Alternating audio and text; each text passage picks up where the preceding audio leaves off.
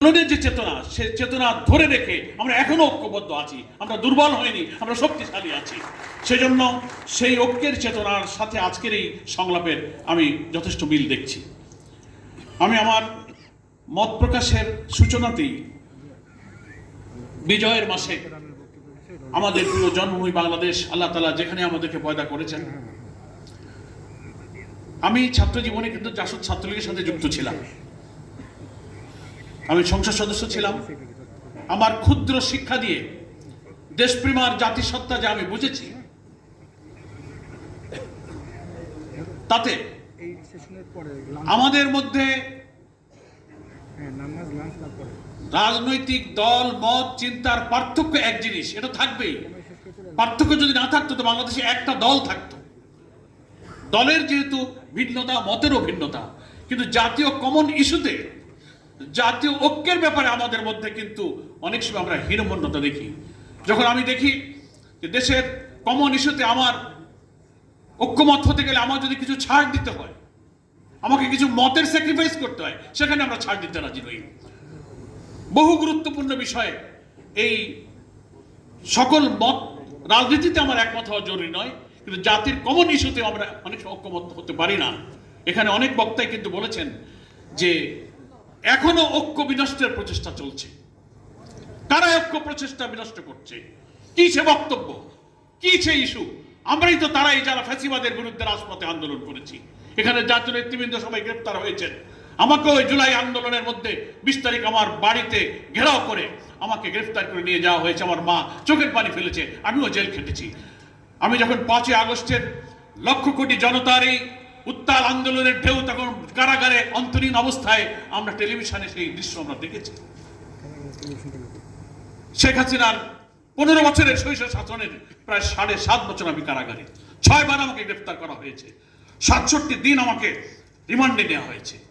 কিন্তু আমরা যখন জাতীয় ঐক্যের প্রশ্ন তুলি, তখন একটা দল আর একটা দলের ব্যাপারে বক্তব্যের ক্ষেত্রে আমরা সাবধান থাকি না। এমন কোনো বক্তব্য, এমন কোনো বিবৃতি যা ফ্যাসিবাদ বিরোধী আন্দোলনে জাতীয় ঐক্যের ইস্পাত কঠিন ঐক্য তৈরি করেছিল, সেই ঐক্যের মধ্যে বিভেদ সৃষ্টি করতে পারে এমন কোন বক্তব্য ফ্যাসিবাদ বিরোধী আন্দোলন অন্তত আমরা যারা ছিলাম তাদের কাছ থেকে আশাটা হচ্ছে আরেকটা জাতীয় ঐক্য বিনষ্টকারী আরেকটি কাজ। আমি প্রিয় সুধীবৃন্দের কাছে বলতে চাই, আজকে আরেকটি, যদিও এই ঐক্য সংলাপের সাথে অনেকে প্রাসঙ্গিক মনে করবেন না, তবে আমি মনে করি ঐক্য সংলাপ বা নির্বাচনের অত্যন্ত অনিবার্য অনুষঙ্গ। সেটা হচ্ছে এই জুলাই অভ্যুত্থানে যে 2000 ছাত্র জনতা জীবন দিয়েছে আর প্রায় 30,000-এর মতো আহত হয়েছে।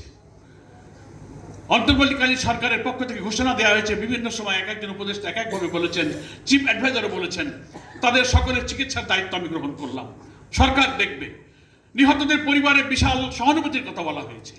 কিন্তু আজকেও এখানে ক্ষত বিক্ষত আহতদের চিহ্ন নিয়ে যারা এখানে উপস্থিত আছেন, শহীদ পরিবারের গর্বিত সন্তান এবং সদস্যরা যারা উপস্থিত আছেন, তারাও চোখের পানি ফেলে আজকে কেন অভিযোগ করতে হবে 5 মাস পর যে আমার এখনো চিকিৎসা হচ্ছে না, আমার পরিবারে কেউ খোঁজ নিচ্ছে না? তাহলে কি আমরা এই দায়িত্ব পালনে অবহেলা করছি? আমি সেজন্য আবেদন জানাই।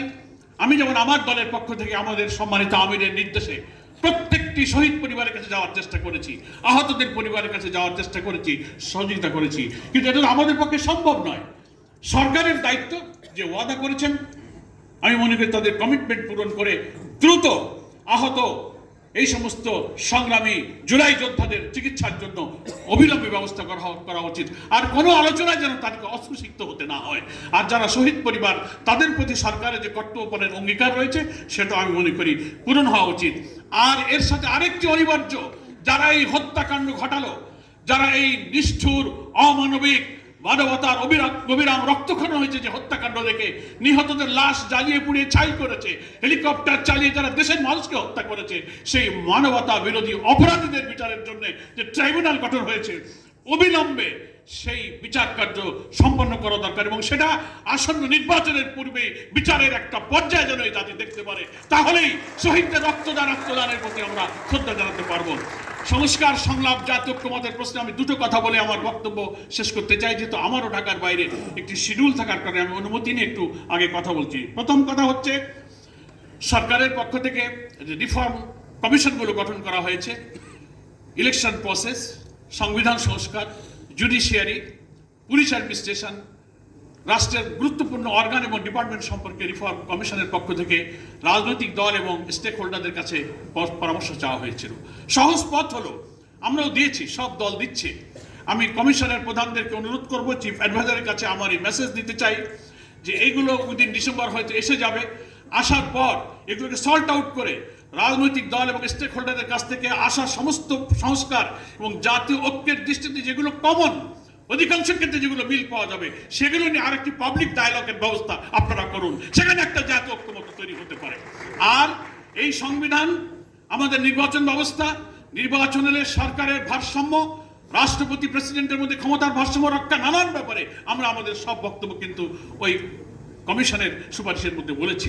দীর্ঘ আলোচনার বিষয়, এখানে একটা বক্তৃতায় এসব জাতীয় ঐক্য গড়ে উঠবে না। তবে যারা দিয়েছেন সেগুলো সল্ট আউট করে আমি মনে করি কমিশনের প্রধানরা অবিলম্বেই এইসব স্টেক হোল্ডার এবং পলিটিক্যাল পার্টির সঙ্গে আরেকটা ডায়ালগের আয়োজন করা দরকার তার সারবস্তুগুলো নিয়ে। তাহলে আমরা হয়তো একটা জাতীয় ঐক্যের দিকে যাব।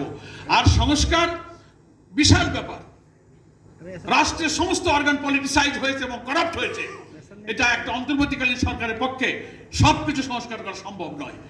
ইট উইল টেক টাইম। কিন্তু একটা সুষ্ঠু নির্বাচনের জন্য যে সংস্কারগুলো মিনিমাম প্রয়োজন সেগুলো সম্পন্ন করতে সুযোগ দিতে হবে। তারপরে একটা অবাধ, নিরপেক্ষ, ক্রেডিবল, ফ্রি এবং ফেয়ার একটা ইলেকশন সম্ভব। সেই নির্বাচন যুক্তিসঙ্গত সময়ের জন্য যতটুকু লাগে আমরা জামাত ইসলামী সেই সময় দিতে অন্তর্বর্তীকালীন সরকারের জন্য প্রস্তুত আছি। আমাদেরকে সেই চেষ্টা করতে হবে। পরিশেষে আমি বলতে চাই যে এই জাতীয় ঐক্য গড়ে তোলার জন্য দুইটি গ্রুপের গুরুত্বপূর্ণ দায়িত্ব। একটা হচ্ছে মিডিয়া, আর একটা হচ্ছে রাজনৈতিক দল। আমাদের সংযত থাকতে হবে। ফ্যাসিবাদ বিরোধী আন্দোলনে আমরা যারা কোরবানি করেছি, ত্যাগ করেছি, আমরা যেন এমন কোনো বক্তব্য বিবৃতি না, আমার দলীয় বক্তব্য আমি বলবো, কিন্তু ফ্যাসিবাদ বিরোধী সংগ্রামকে বিতর্কিত করে দলের মধ্যে বিভেদ তৈরি হয়, আমরা যেন সে ব্যাপারে আরো গার্ডেড ল্যাঙ্গুয়েজে কথা বলি। আর একটা হচ্ছে মিডিয়া অনেক সময় অনেক বিষয়কে একটু অতিরিক্ত করে, বিকৃত করে, আগে পরে সম্পর্ক ছিন্ন করে ফ্যাসিবাদ বিরোধী সংগ্রামে রাজনৈতিক দলগুলোর মধ্যে বিভেদ তৈরি করার ব্যাপারে কিন্তু উপাদান মানুষের হাতে তুলে দেন। এ ব্যাপারে যদি মিডিয়ার বন্ধুরা, আমি নিজেও সাংবাদিক ছিলাম, আমি বুঝি কোন খবরটা কিভাবে একটু আচার দিয়ে ছেড়ে দিলে মানুষ খাইতে পারে, ভালো মার্কেট পাওয়া যায়, ভিউ হয় ভালো, পত্রিকার কাটিং হয়, এ খবর আমার কিন্তু জানা আছে। আমি বিনয়ের সাথে অনুরোধ করবো, গণমাধ্যমের কর্মীরাও কিন্তু এই আন্দোলনের যোদ্ধা ছিলেন। নিশ্চয়ই আপনারা জাতীয় ঐক্যের পরিবেশ তৈরি করে এই জুলাই আন্দোলনের যোদ্ধা হিসেবে দেশপ্রেমের এই কমিটমেন্ট আপনারা রক্ষা করবেন। সকলকে ধন্যবাদ জানিয়ে জামাত ইসলামের পক্ষ থেকে জাতীয় ঐক্যের যে কোনো প্রচেষ্টার সঙ্গে জামাত ভূমিকা রাখবে, অবদান রাখবে, সম্পৃক্ত থাকবে, এই আশাবাদ ব্যক্ত করে, এই অঙ্গীকার করে আমি আমার বক্তব্য শেষ করছি।